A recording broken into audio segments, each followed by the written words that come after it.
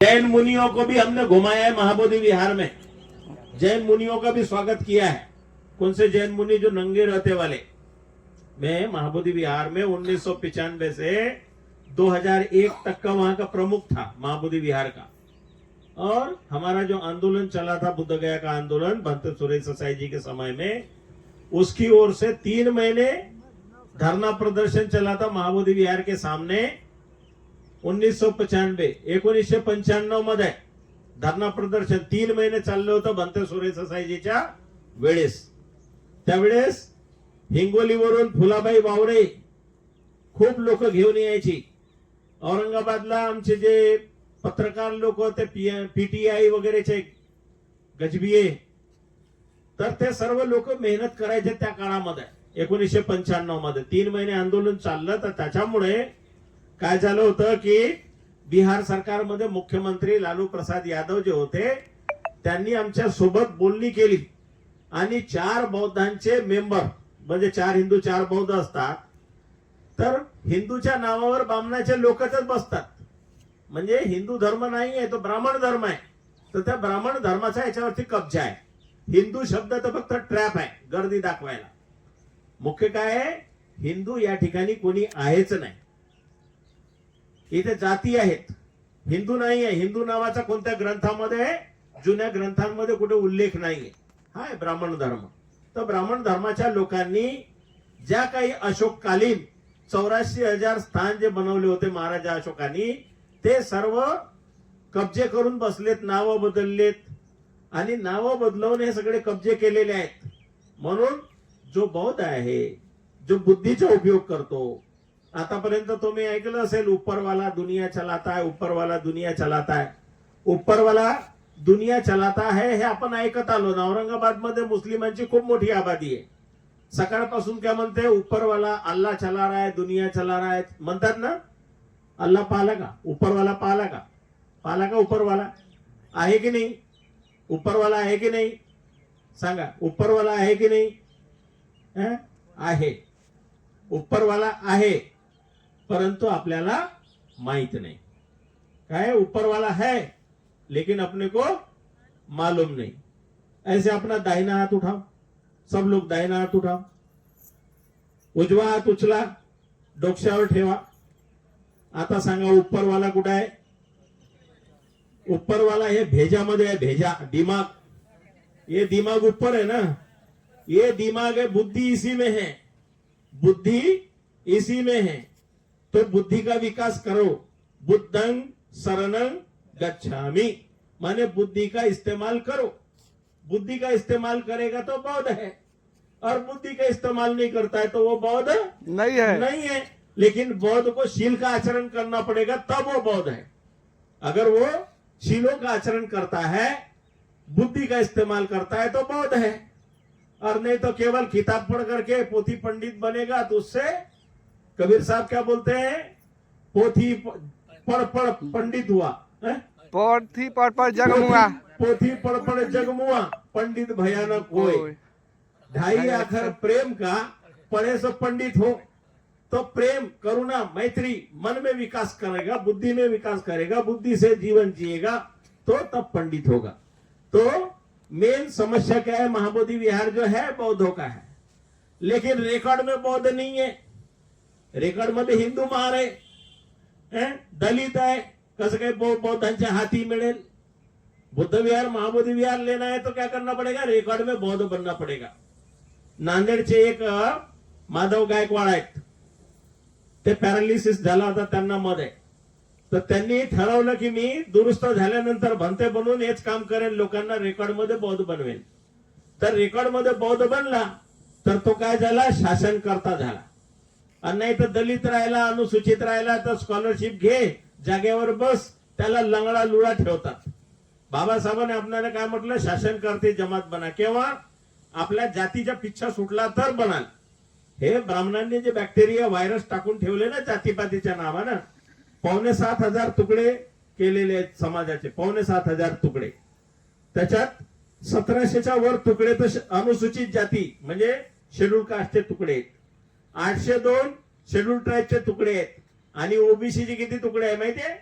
4,743, ओबीसीचे तुकडे 7,743, आणि हे सर्व पूर्वीला काय होते? नाग होते. नागाचा अर्थ म्हणजे श्रेष्ठ, नागवंशी, म्हणजे सम्राट अशोक वगैरे हे नाग होते, नागवंशी होते. मग नागाचे तुकडे करून करून करून करून आपसामध्ये इतकं वैर केलं की एका जातीमध्ये महाराष्ट्रामध्ये 12.5, इकडे युपी बिहारमध्ये 7, जातीमध्ये जाती. तर त्याच्यामुळे काय केलं? माणसाला माणसापासून तोडणं, तुकडे केले याचे 5,700 तुकडे. आता 5,700 तुकडे जोडण्यासाठी इंग्रजाच्या काळामध्ये जातीवार जनगणना तयार करण्यात आली. ते 5,700 जातींना तोडले, 1900 म्हणजे जोडलं. त्याच्यामध्ये 4 वर्ग बनवलेत.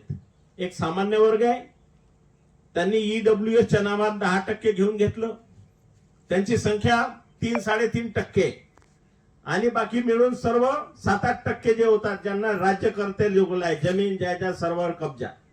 बाकी लोक काय आहे? शूद्र म्हणजे तुम्ही सेवा करा, जिवंत राहा, उष्ट खा. ओबीसी वर्ग आणि अस्पृश्य वर्ग गावाच्या बाहेर, त्याची सावली पडली तर विटाळ होतो, अशी स्थिती बनवली. सावली पडली तर विटाळ होतो. का? मूळ जे योद्धे होते, नागांचे योद्धे होते मूळ, त्यांना अस्पृश्य बनवून त्यांना गावाच्या बाहेर केलं, जमीन जायदाद साऱ्या हडपल्या. हे जेवढ्या लेण्या बिण्या आहेत दगडाच्या, एक पाटा उरोटा बनवताना किती मेहनत लागते. आमच्या पूर्वजांनी तर मोठ्या मोठ्या लेण्या खोदून काढल्या. आज जगातले लोक पाहायला येतात, तिथं तिकीट लागते, तिकीट, आणि तो पैसा त्यांच्याकडेच जातो. बौद्धांच्या इमारती, बौद्धांच्या वास्तू, पण पैसा कुठे जातो? गैरबौद्धांकडे जातो. स्थान बुद्धगयेचं महाबोधी विहार बौद्धांचं, पण डोनेशन दान कुठे जाते? गैरबौद्धांकडे जाते. म्हणून याचं व्यवस्थापन म्हणजे मॅनेजमेंट, आपल्या गावामध्ये कोणी बुद्ध विहार आहे त्याचं व्यवस्थापन, मॅनेजमेंट आपण काय दुसऱ्या धर्मवाल्यांना देतो का? दुसऱ्या लोकांना घेतो का त्याच्यामध्ये? मग या ठिकाणी सध्याच्या परिस्थितीमध्ये हा धरणा चालू आहे, आणि याच्यावर वाटाघाटी करणारे लोक काय म्हणतात? अध्यक्ष जो आहे ना तो बौद्धांचा बनवून टाकू. आमचे जे मॅनेजमेंट आहे त्याच्यामध्ये बौद्धांचं स्थान आहे, बौद्धांचं मॅनेजमेंट असलं पाहिजे, त्याच्यामध्ये गैरबौद्ध नको. ते 1949चा जो कायदा आहे हा संविधान राज्यघटनेच्या विरोधात आहे. तर म्हणून या राज्यघटना विरोधी कायदा जो आहे तो आतापर्यंत खतम झालेला नाही. राज्यघटना या गया जिल्ह्यामध्ये लागू नाहीये. गया जिल्ह्यामध्ये राज्यघटना लागू नाहीये. जर लागू असती तर इथला जिल्हाधिकारी कोणी पण बनला असता, जैन, बौद्ध, शीख, लिंगायत, पारशी, मुस्लिम, बौद्ध, हे कोणीही इथे जिल्हाधिकारी बनू शकत नाही. त्या अंतात कोणाला पकडून? ब्राह्मण धर्माच्या माणसाला बसवतात. आणि या जमिनी जेवढ्या महाबोधी विहाराच्या आसपास आणि पूर्ण जगामध्ये म्हणजे जेवढ्या सम्राट अशोकाच्या जमिनी आहे यांच्यावरती त्यांनी कब्जे केले. हिंदू मुसलमानाच्या नावाने बौद्धांच्या जमिनी कब्जा केला. इथे बौद्धांची जमीन म्हणून आहेच नाही. मग बाबासाहेबांनी बुद्ध धम्म दिल्यामुळे आपल्याला माहित झालं की बुद्धगया, सारनाथ, कुशीनगर या लेण्या बिण्या सगळ्याचे वारस आम्ही मालक आहोत, जुने मालक आहोत. आपल्याला बाबासाहेबांनी मालक बनवलं ना. मग मालकाने मालकासारखं वागावं म्हणून हे महाबोधी विहार आम्ही आमचा आहे, आमच्या हक्काचा आहे, आमच्या बापाचा आहे म्हणून आम्ही भांडतोय, लढतोय. परंतु काही लोक, राजकारणी लोक काय म्हणतात? नाही नाही, जिल्हाधिकारी बौद्धाचा आणून ठेवून देऊ. नाही, आमच्या मॅनेजमेंट मध्ये गैरबौद्धाची काही जरूरत नाही, आम्ही बौद्ध लोकच करू. मग कोणते बौद्ध? म्हणते लामा लोक कब्जा करतील. अरे 3 महिने 4 महिने लामा लोक किंवा थंडीचे लोक इकडे येतात, थंड बेल्टचे, हिमालयाचे. बाकी लोक तर मग 8 महिने आम्ही लोक येत राहतो ना सगळ्या राज्यांमधून. तर बिहारच्या लोकांची मानसिकता ही आहे की हे बुद्ध धम्म हा विदेशी आहे, बाहेरचा आहे. बुद्ध धम्म विदेशी आहे, बाहेरचा आहे. आणि आपल्या लोकांना काय समजतात? ते विदेशी आहे, बाहेरचे आहे.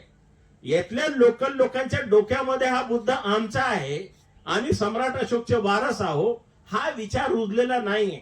यातल्या बायांच्या डोक्यामध्ये बऱ्याच वर्षापासून काय टाकलेलं आहे? शिवजीचं मंदिर आहे, शिव पहिले आले होते, त्याच्यानंतर बुद्ध आले, बुद्ध आहे, बुद्ध गया. ते इथे काय आहे की कब्जा करून बसलेले आहेत. सगळे सनातनी सांगणारे जे लोक आहेत त्यांनी जमिनी खरीदून ठेवल्या आसपास मध्ये, आणि त्यांच्या इथे पगडा आहे. जागतिक फंड जो येतो तेच सगळे उकडतात. म्हणून सत्यस्थिती सांगण्यासाठी, सत्यस्थिती ऐकण्यासाठी, आमच्या या आंदोलनाला तोडण्यासाठी काही लोक चिवर घालून काही लोक आंदोलनात शिरवले, शिरून तिकडे फिरवले आणि मोठ्या मोठ्या यात्रा काढल्या. दीक्षाभूमी ते घालून आला त्याच्या मागे धावतात, जिथं जास्त कॅमेरे बिमेरे गर्दी पाहिली त्याच्या मागे धावतात आणि खोट्याला समर्थन करतात. म्हणून सत्य काय हे जाणून घेण्यासाठी आपण जेव्हापर्यंत स्थानावर जात नाही, बसत नाही, ऐकत नाही, तेव्हापर्यंत आपल्याला कळत नाही. तुम्ही या ठिकाणी आलात आणि तुम्हाला यात्रा करून, म्हणजे आता खूप जवळपास 2000 किलोमीटरची यात्रा करून इथे आलात बुद्धगयेमध्ये. आता इथून राजगीर, नालंदा, कुशीनगर वगैरे जे काही सर्व आहेत तथागतांचे जिथे जिथे चरण पडले ते ऐतिहासिक स्थानांना व्हिजिट करायला, तर ते सर्व ऐतिहासिक स्थानावरती येणारं दान कोणाकडे जाते? गैर बौद्धांकडे जाते. म्हणून आपण हिंदूच म्हणायचं नाही, बौद्ध आणि गैर बौद्ध हा शब्द इथून घेऊन जा. उपरवाला म्हणजे इकडे डोक्यात आहे, इथं वरती आहे ना भेजा, उपरवाला, हे समजून घेतलं. दुसरं, बौद्ध आणि गैर बौद्ध, बौद्धांचे स्थान गैर बौद्धांच्या कब्जात आहे. हिंदू म्हटलं तर हे SC ST OBC चे लोक ते हिंदू नाही आहे, ते गुलाम आहेत. तर त्यांना पुढे करून आमच्या विरोधामध्ये उभं करतात. ते लोक बिचारे गुलाम आहेत, दास आहेत.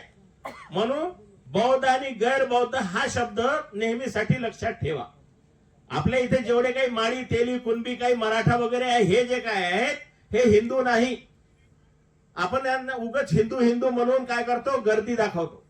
हिंदू नाही आपण, बौद्ध आहोत. ते बी बौद्ध पूर्वीच्या काळात होते. तर तुम्ही या ठिकाणी आलात, तुमचं स्वागत आहे. तुम्ही जे काही ऐकले 2 शब्द, आता म्हणते लोक आमची 8 वाजताची वंदना असते डेलीची, तर ते वंदना आता होणार. आणि तुम्ही लोकांनी जे काही ऐकलं तुमचं कल्याण हो, मंगल हो. तुमचं नाव काय? महानंदा कांबळे. बरेचसे चेहरे माझे पाहिलेले जुने लोक आहेत ना, तर कधी कधी आठवते की पाहिल्यासारखं वाटते. मी औरंगाबाद मध्ये 86 ते 92 पर्यंत अभ्यासाला होतो. 86 ते 92.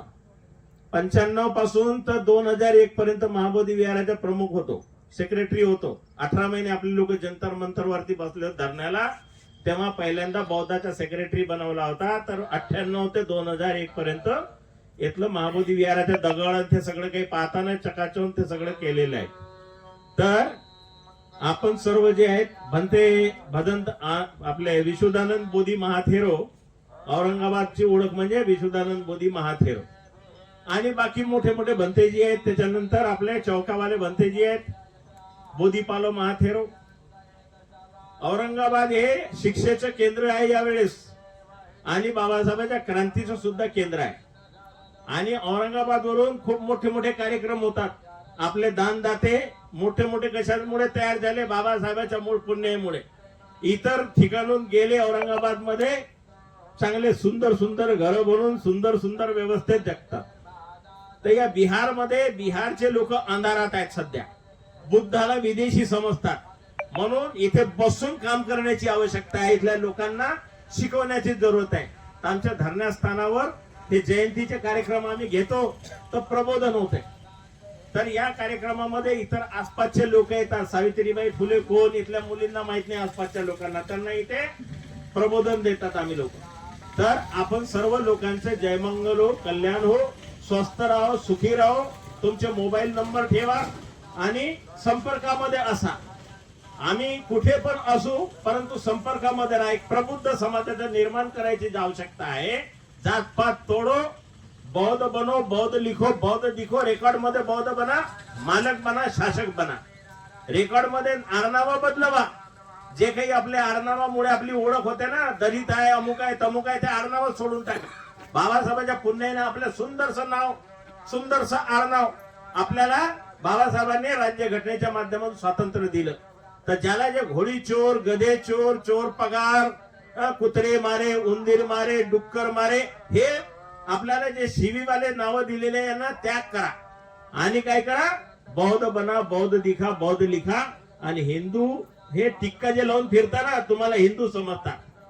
हिंदू टिक्का लावून असं लाल कुंकू घेऊन फिरतात ना, त्यांना हिंदू समजतात बाकी लोक. म्हणून बुद्ध धम्माची दीक्षा घ्या, 22 प्रतिज्ञेचं पालन करा आणि ब्राह्मणी व्यवस्थेला पूर्णपणे, म्हणजे ते आपल्याला लायसन्स सारखं लावलं टिक्का पाहिल्यावर म्हणजे आपले हिंदू आहेत सोडून टाकायचं. ठीक आहे. सर्वांचे जय मंगलो भवतु सब मंगलं रखन सब देवता सब बुद्धानुभावे सब धम्म सब संघानुभावेन सदा सुखी भवंतु ते. माझे नाव आहे भदंत प्रज्ञाशील महाथेरो. ठीक आहे.